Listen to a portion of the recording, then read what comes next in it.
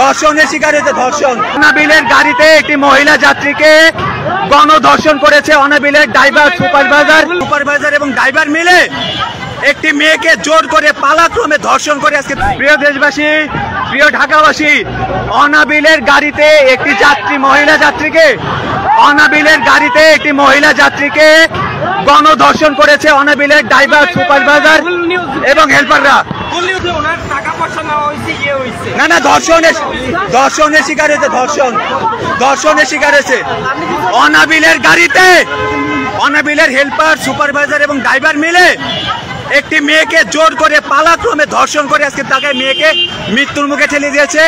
সেই মেয়েকে এখানে দুইটি হাসপাতাল তারা চিকিৎসা দিতে অপারগতা স্বীকার করেছে এবং ঢাকা মেডিকেলে তাকে পাঠানো হয়েছে। আপনারা যেখানে পারেন অনাবিলের গাড়ি আটকে দিবেন। অনাবিলের গাড়ি এই রামপুরা, হাতিরঝিল, বাড্ডা, পল্টন দিয়ে চলবে না। এই মালিবাগ দিয়ে, এই উত্তরা দিয়ে অনাবিলের গাড়ি চলবে না।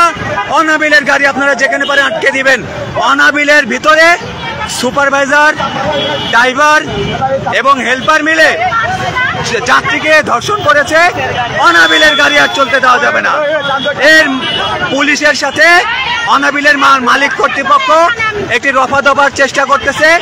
এখানে আমরা আসার আগ পর্যন্ত দেখলাম একটা মিটমাটের দিকে চলে যাচ্ছে, কিন্তু বিক্ষিপ্ত জনগণ আজকে অনাবিলের গাড়ি রাস্তা থেকে কেউ যেতে দিবে না।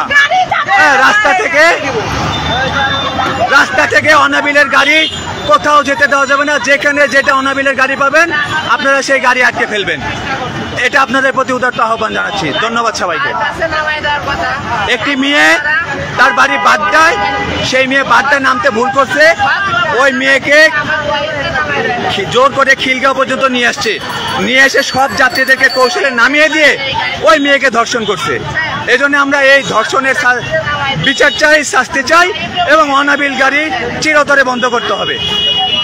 যেহেতু অনাবিলের কর্তৃপক্ষ এর দায়িত্ব নিবে না, অনাবিলকে অবশ্যই এর দায়িত্ব বহন করতে হবে, এই দায়ভার বহন করতে হবে। দেশে দেশে সবার সাথে দ্য নিউজ।